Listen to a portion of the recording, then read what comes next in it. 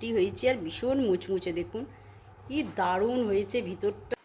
আজকে recipe measurement কাপের 1 cup ময়দা নিয়েছি, আছে 1 টেবিল চামচ চিনি, 1 পিঞ্চ তৈরি করা ঘি। ঘিটা দেখুন মুঠো করে ঘিটা দিলে তবে ফ্লেভারটা খুব সুন্দর। দেখুন ভিউয়ার্স, ঠিক এরকম একটা রেস্টে রেখে দেবো। হাফ কাপ হাফ জলটা দিয়ে আমি কেশরও নিয়ে গজা যাতে রেস্ট হয়ে গেছে। এবার আমি গজা বেলে নেওয়ার পর যেটা করতে হবে, আমাকে এইভাবে কেটে নিতে হবে।